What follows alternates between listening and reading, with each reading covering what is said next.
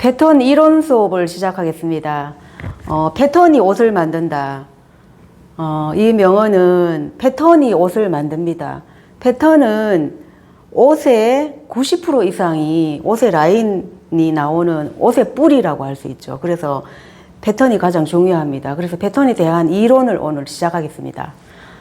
이 방탄소년단의 옷을 보면 각각의 그 자기의 어떤 개성을 살린 나름대로의 자기의 매력을 보여주기 위해서 이렇게 스타일을 볼 수가 있어요. 그래서 이제 이러한 이제 개성 있는 스타일을 보여주기 위해서 이미지를 한번 올려봤습니다. 컨텐츠를 한번 같이 볼까요? 컨텐츠를 보면은 패턴 공학, 피복 재료학, 패션 디자인론, 의류 상품학, 복식 문화사 이렇게 해서 이제 이론을 쭉 준비를 했고요.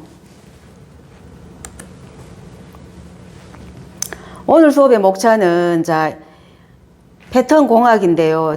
첫 번째 체형 관찰 분류. 체형 관찰 분류에서 1차, 2차, 3차 원적 계측 방법이 있는데 보면은 이제 그 다음에 계측 방법과 우리가 패턴을 설계할 때 원형의 종류가 나오고요. 네. 그래서 이제 이런 것들을 섬세하게 하나하나 설명을 해보도록 하겠습니다. 우리가 이제 머리 아픈 이 이론에 앞서 최범석 디자이너에 대해서 한번 이제 살펴보겠습니다. 최범석 디자이너는 국내에서 그래도 젊은 나이에 성공한 사람입니다. 파리에서 자기의 어떤 컬렉션을 발표를 하면서 널리 이제 국제적으로 알려진 사람이죠. 최초에 이제 그래도 성공한 디자이너인데 보면은 2016년부터 시작해가지고 2019년까지 제가 조사를 했는데요. 지아홀딩스 대표, 그리고 뭐 이제 요 대학교에서도 지금 이제 교수로 활동을 하고 있고요. 그래서 이제 이분의 이제 작품을 한번 같이 볼까요? 자, 이 디자이너의 작품이 보면은 소재를 믹스 매치를 굉장히 잘한 것 같아요. 그래서 소재 매치를 보면은 이제 컬러나 이 소재 패브릭 소재를 활용한 거 보면은 많이 다채롭죠. 다채롭고 또 보면은 활동적이고 캐주얼을 이제 갖다가 이렇게 이제 제작을 해서 컬렉션을 또 했는데요. 보면은 패션은 기술이다. 네, 기술이죠. 이 사람을 보면은 이제 상당히 자기의 어떤 마인드와 기술을 충분히 제작 과정을 보고 이제 알 수가 있어요. 그래서 이제 이러한 그 기술은 처음부터 금방 되는 게 아니라 오랫동안 많은 노력을 해서 이루어진 거죠. 네.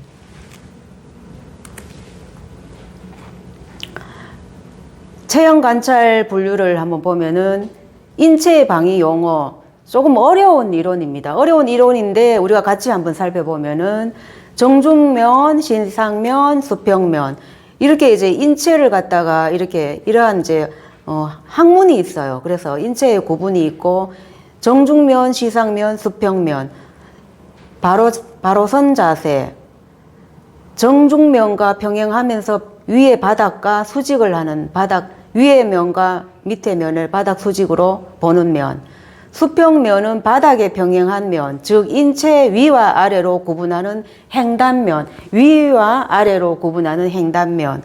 그러고 나서 이제 인체의 구분이 또 있어요. 인체의 구분이라는 거는 머리와 다리를 뺀 몸통이 체간부라고 해요. 우리가 몸통을 얘기하는 것이 체간부. 그리고 이제 몸통을 뺀 나머지 체지부라고 해요. 체지부는 팔과 다리를 우리가 팔다리라고 이렇게 얘기를 하지만 보통 체지부라고 얘기해요. 네. 체간부, 체지부 이렇게 크게 두 개로 나눌 수가 있어요.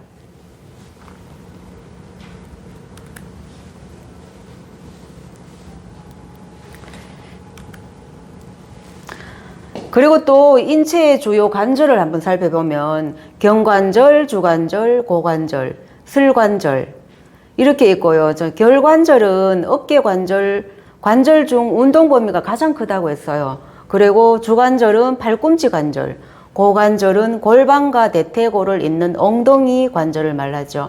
우리가 일러스트레이션 그릴 때 주로 고관절 이 부분을 많이 그리죠. 고관절, 네, 많이 그리는 드로잉으로 많이 나타내는 그러한 부분이죠.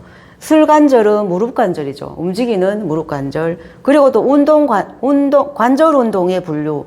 이제 관절이 많이 움직여주는 그러한 이제, 운동을 여기 이제 나열을 해놨어요. 그래서 회전, 굴곡, 신전, 외전, 내전, 회선. 이렇게 이제, 나눠놨고요.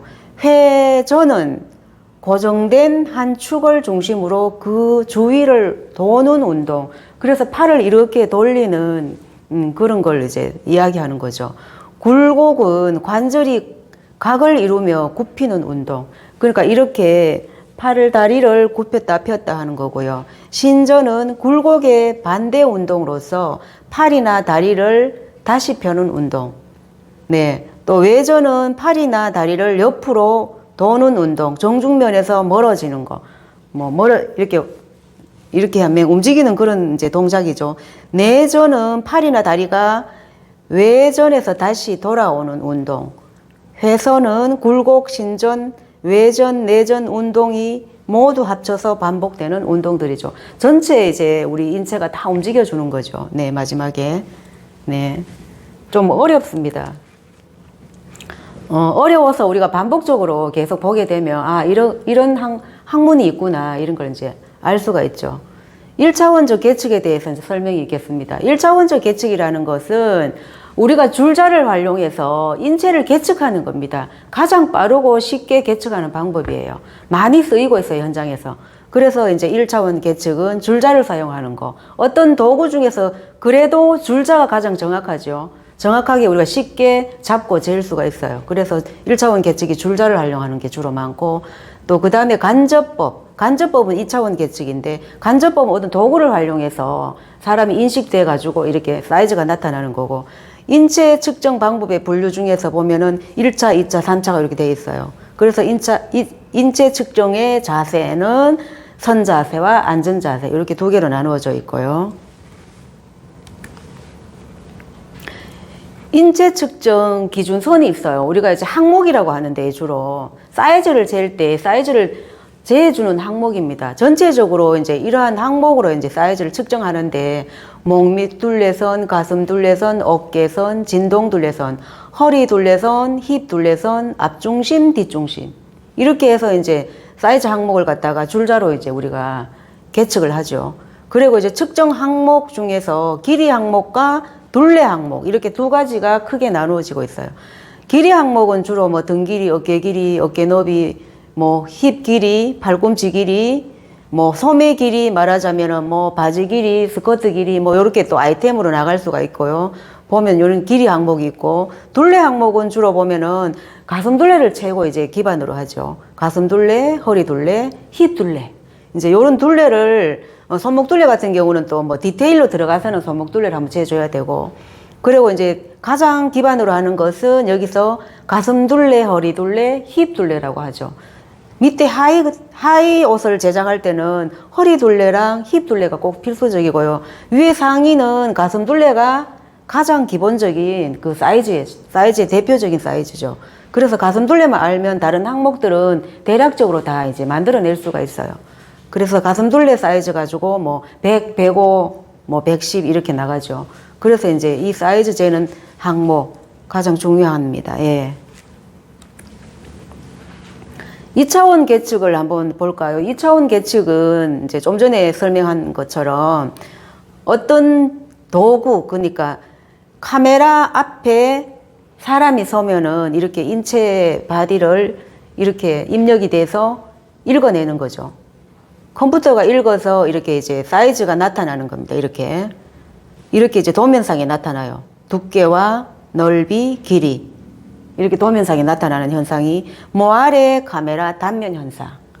이렇게 도구를 이용해서 일본에서 이제 도입한 기술이죠. 3차원 계측은 보면 참 재미가 있는데요. 이런 이제 기구 안에 사람이 들어가요. 이렇게 기계 안에 들어가서 딱 서면은 인식이 돼서 컴퓨터 안에 이렇게 저장이 돼요. 저장이 되면서 사이즈가 도표로 나타나 이렇게. 도표로 나타나면서 이러한 이제 프로그램이 형성돼 가지고 다 이렇게 사이즈가 주어지죠. 그럼 이 사이즈가 주어지면 그걸 갖다가 우리가 이제 저장을 해놓고 꺼내 쓸 수가 있죠. 그러한 걸 갖다가 이제 3차원 계측이고, 또 보면은 우리가 이제 대학원이나 이제 박사과정에서 주로 많이 우리가 이제 활용하고 있는 3D 여기 이제 화면인데요. 석고를 갖다 실질적으로 인체에다가 이렇게 붙여요. 석고를 붙여서 일정 시간이 지난 다음에 굳으면 이것을 갖다가 이렇게 잘라서 이렇게 사이즈를 측정하죠.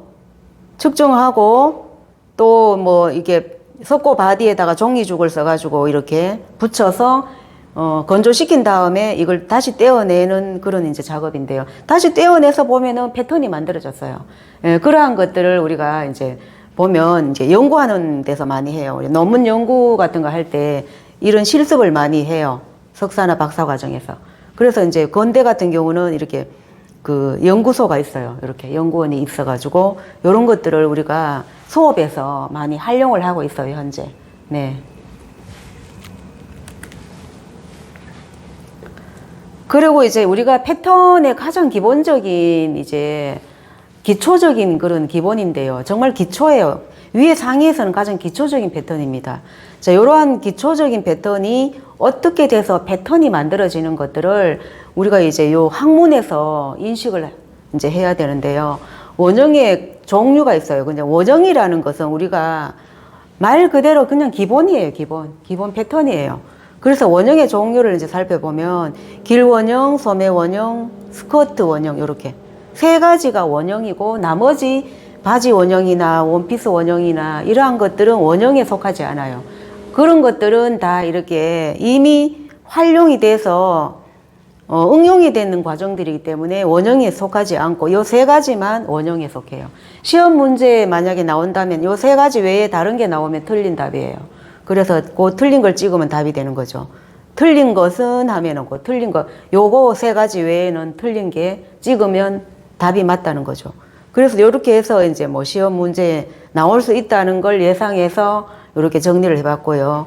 그리고 이제 원형, 의복 원형의 제도 방법이 있는데 단촌식, 장촌식. 자, 이게 무슨 얘기냐 하면 단촌식은 인체를 정확하게 계측한다. 요거는 바로 1차원 계측이죠. 줄자로 재는 거. 네, 그렇게 하는 방법이 단촌식. 그러면 단촌식은 어떻게 쓸까요? 현장에서. 맞춤이나 뭐 이렇게 정확하게 말하자면 고급 우띠르 맞춤 요런 데서 이제 많이 쓰이는 게 단촌식이죠. 평면 패턴입니다. 그 다음에 장촌식은 이미 나와 있는 항목을 갖다가 이제 사이즈를 갖다가 꺼내가지고 쓰는 거죠. 그러한 것들은 장촌식에 속하는데 기성복입니다. 말하자면. 기성복은 이미 나와 있는 사이즈를 갖다 5, 6, 6, 7, 7, 8, 8 뭐 이래 99까지 이렇게 있던데 남성복 같은 경우는 뭐 교복 같은 경우는 한 200까지 그 사이즈가 있어요. 뭐 한 70, 뭐 60부터 시작하던데 그렇게 해서 이제 사이즈가 상당히 많더라고요. 그러한 것들이 장촌식에 속합니다. 그래서 이제 그런 것들을 이제 보면은 계측 기준점을 해서 계산을 해서 그렇게 공식을 적용시키고 이제 패턴 설계에 들어가는 거죠.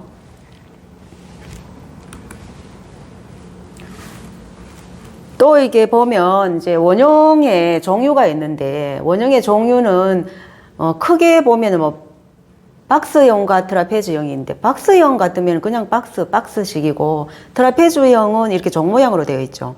아무래도 이게 종 모양의 그 원형 같은 경우는 다트가 많이 들어가겠죠. 그러니까 입체화 시킬 때 우리가 다트 개수가 많이 늘어난다는 거죠. 그래서 이제 그렇게 해서 패턴을 또 이렇게 활용을 해야 되는 거고 보통 박스형 같은 경우는 다트를 그렇게 많이 엮지 않아도 뭐 앞판에 2개, 뒷판에 2개 이 정도 들어가지만 이런 거는 활용하기가 조금 이제 디테일하죠. 그래서 이제 이렇게 해서 이제 트라페즈형은 활용하기가 좀 많이 번거롭다. 그런 부분이 장단점이 있어요. 그런 내용이에요. 예.